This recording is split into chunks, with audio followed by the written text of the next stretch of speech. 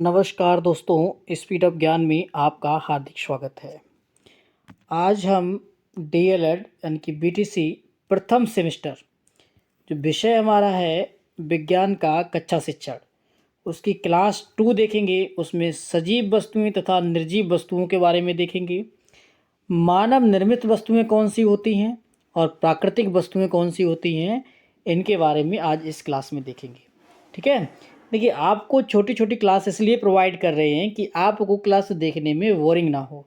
यदि आपको लगता है कि थोड़ा हम बड़ी क्लास अपलोड करें तो आप मुझे कमेंट में बता सकते हैं। ठीक है। और ये 2023-24 की परीक्षा के लिए लघु उत्तरीय प्रश्न आते हैं, वो यहीं से बनेंगे आपको। ठीक है।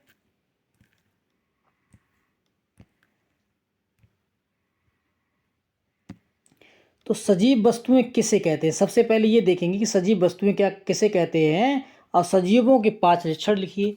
यानी पहले तो वस्तुएं हमें पता होना चाहिए कि सजीव वस्तुएं किसे कहते हैं और उसके फिर लक्षण क्या क्या हैं वो लिखेंगे।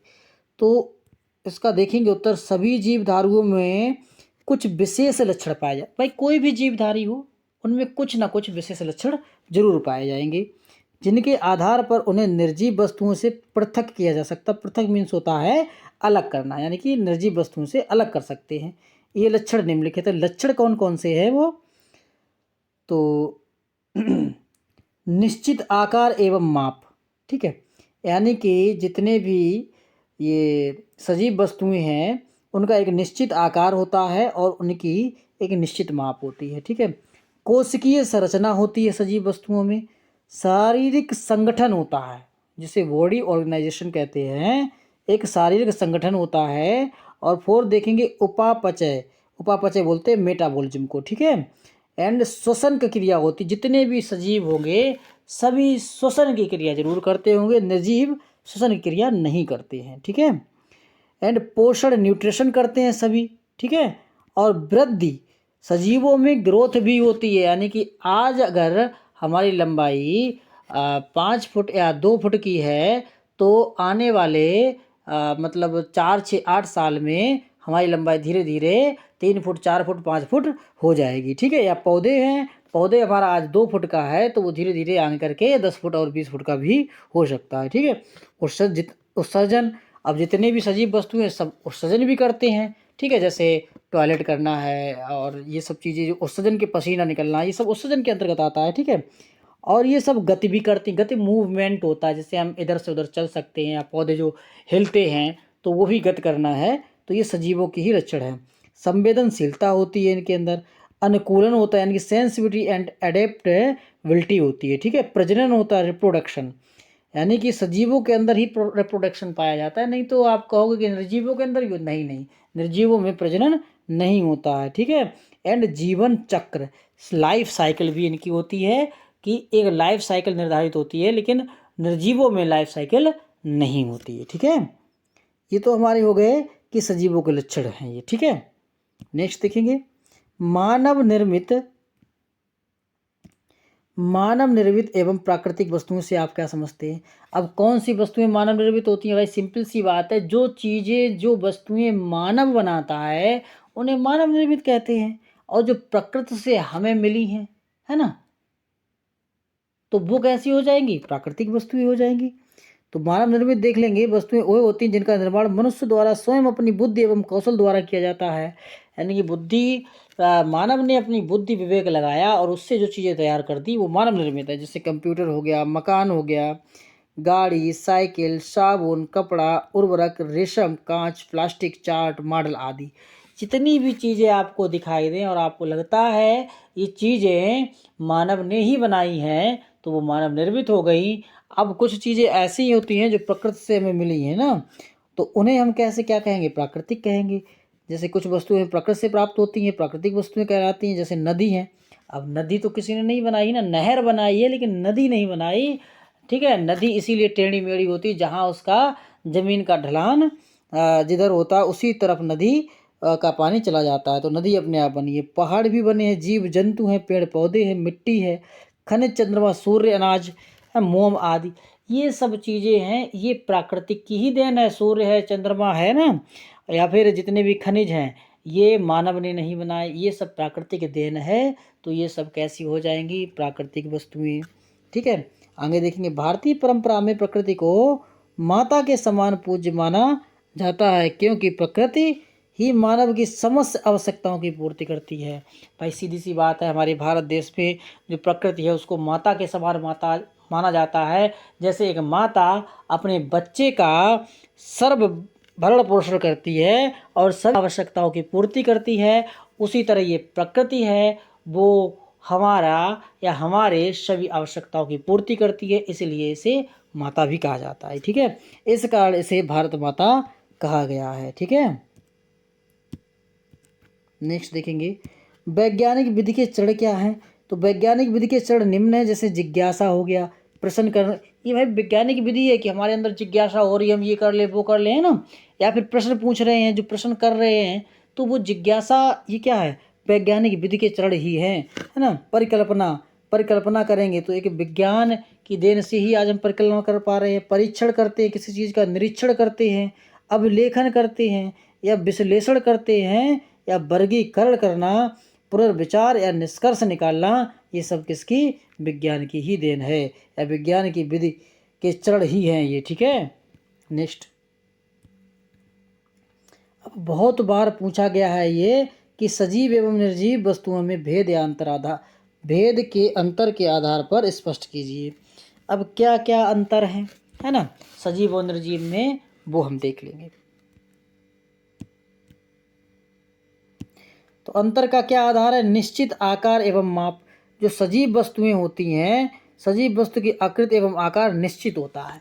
जितनी भी सजीव वस्तु हैं आप कोई भी देख लेंगे तो उनका आकार और उनकी आकृति जो है वो निश्चित होती है। निर्जीव वस्तुओं की आकृति एवं आकार अनिश्चित होता है। देखिए सबसे सिंपल है, अगर इसमें निश्चित होगा तो इसमें क्या होगा? अनिश्चित होगा। आप एक याद कर लें, दूसरा ऑटोमेटिक याद हो जाएगा।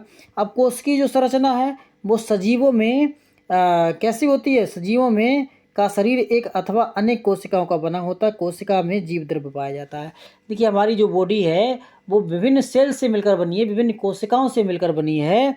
तो कोश की संरचना मतलब क्या है कि सजीवों का शरीर एक अथवा अनेक कोशिका से। अब कुछ सजीव ऐसे होते हैं जो एक कोशिकीय होते हैं, कुछ सजीव ऐसे होते हैं जो बहुकोशिकीय होते हैं। ठीक है, तो मानव हमारा कैसा? बहुकोशिकीय होता है, बहुत सी कोशिकाओं से बना होता है और कोशिका में जीव द्रव्य पाया जाता है। ठीक है, और निर्जीवों में क्या है? निर्जीवों की रचना कणों अथवा विभिन्न भागों के जुड़ने से होती है। कई भाग, छोटे छोटे भाग जुड़ जाते हैं तो निर्जीवों की रचना ऐसे होती है ना। इनमें कोश की संरचना नहीं पाई जाती है। नेक्स्ट देखेंगे, जो शारीरिक संगठन होता है, बॉडी ऑर्गेनाइज, तो इसमें क्या होता है? सजीवों में शारीरिक संरचना अनेक अंगों तथा अनेक तंत्रों से बनी होती है। ठीक है, की बनी होती है। और निर्जीवों का क्या होता है? निर्जीवों का आकार गठन इनके तत्वों एवं अन्य तत्वों के भाग को जोड़ने से होता है। जैसे विभिन्न धातुओं के बने भागों से जहाज की रचना होती है। अब जैसे जहाज है या फिर कोई भी गाड़ी है, ठीक है, तो विभिन्न प्रकार के उसमें पार्ट्स लगे होते हैं। तो अब है तो वो निर्जीव ही, तो विभिन्न पार्टों से मिलकर बना है, लेकिन है कैसा? वो निर्जीव है। लेकिन ये क्या होता है? ये सजीवों की सारी संरचना अनेक अंगों तथा तंत्रों से बनी होती है ना। नेक्स्ट देखेंगे, उपापचय जिसे मेटाबॉलिज्म कहते हैं। सजीवों में रचनात्मक एवं विघटनात्मक क्रियाएं हर समय होती हैं। भाई जो हमारे अंदर बॉडी में कोई भी रचना होती है तो वो क्रिया हमेशा होती है। ऐसा नहीं है कि आज हो रही है फिर 1-2 महीने के लिए छुट्टी पे चली, नहीं। जो रचनात्मक क्रियाएं हैं वो हमेशा होती रहती हैं। ठीक है, और विघटती भी होती रहती हैं। निर्जीवों में उपापचय क्रियाएं नहीं होती हैं, है ना। आज हम कोई निर्जीव, जैसे पेन है हमारा, तो आज ही है, 10 साल बाद भी ऐसे बने रहेगा। कोई भी वैसी क्रिया नहीं होगी, जैसा आज है वैसे ही बाद में भी हमें मिलेगा। ठीक है, अब नेक्स्ट देखेंगे श्वसन। श्वसन को रेस्पिरेशन कहते हैं। सजीवों में श्वसन की क्रिया होती है जिसके फलस्वरूप उन्हें ऊर्जा प्राप्त होती है। अब जितने भी सजीव है सभी श्वसन करते हैं। भाई श्वसन नहीं करेंगे तो जीवित कैसे रहेंगे ना। तो सभी में श्वसन की क्रिया होती है और उसके बाद में उसमें क्या? ऊर्जा प्राप्त होती है, उसके फलस्वरूप उसमें ऊर्जा प्राप्त होती है। अब निर्जीव में श्वसन नहीं होता। भाई लकड़ी हो गई, ईंट हो गई, पत्थर हो गया, ये सब निर्जीव हैं। लोहा हो गया है ना, तो ये श्वसन कहाँ करती है? ये श्वसन नहीं करते हैं ना। तो इनमें श्वसन क्रिया नहीं होती। अब पोषण न्यूट्रिशन हो गया, सभी सजीव भोजन ग्रहण करते हैं। न्यूट्रिशन मतलब भोजन ग्रहण करना ही होता है, भोजन जो करते हैं। तो सभी सजीव भोजन ग्रहण करते हैं। शारीरिक क्रियाओं के लिए ऊर्जा इन्हें भोजन से ही प्राप्त होती है। अब जैसे भोजन नहीं करेंगे तो जितनी भी शारीरिक क्रियाएं हैं, जैसे फॉर एग्जांपल हम आपको पढ़ा ही रहे हैं, है ना, या आप कोई क्रियाएं करते हैं, भोजन ग्रहण नहीं करेंगे तो शारीरिक कोई भी क्रिया नहीं कर पाएंगे आप, है ना। चलना फिरना, दौड़ना, बोलना चालना, जितनी भी क्रियाएं हैं नहीं हो पाएंगी। तो सभी सजीव क्या करते हैं, भोजन ग्रहण करते हैं। शारीरिक क्रियाओं के लिए ऊर्जा इन्हें भोजन से ही प्राप्त होती है। और निर्जीवों को भोजन की आवश्यकता नहीं होती, इनमें कोई भी जैविक क्रिया नहीं होती है। भाई निर्जीव लकड़ी हो गया, लोहा हो गया, पत्थर हो गया, भाई इनको भोजन करने की क्या जरूरत है, निर्जीव ही है। अब जब निर्जीव को भोजन करने की आवश्यकता नहीं होती है तो इनमें कोई क्रिया भी नहीं होती है। ये अचल होते हैं, जहाँ जैसे पड़े हुए हैं वहीं पड़े रहेंगे, ठीक है। तो आज मैंने क्या देखा कि सजीव तथा निर्जीव में अंतर देख, प्राकृतिक मानव निर्मित वस्तुएं देखी, प्राकृतिक वस्तुएं देखी, ठीक है, सजीवों के लक्षण देखे हैं। और इसी के साथ आज हम इतना ही टॉपिक, छोटा सा टॉपिक रखेंगे और फिर मिलेंगे नेक्स्ट क्लास में। वीडियो अगर आपको अच्छा लगता है तो लाइक करें और कमेंट करके बताया भी करें। यदि आप हमारे चैनल पर नए हैं तो आपसे हाथ जोड़कर निवेदन है कि आप प्लीज़ चैनल को सब्सक्राइब जरूर कर लें, जिससे नए आने वाले वीडियो का आपको नोटिफिकेशन प्राप्त हो सके। मैं आपसे वादा करता हूँ आपको सभी क्रम वाइज वीडियो देखने के मिलेंगे। सारा सिलेबस आपको इसी चैनल के माध्यम से कराया जाएगा, इसलिए आप चैनल को ज़रूर सब्सक्राइब कर लें। धन्यवाद।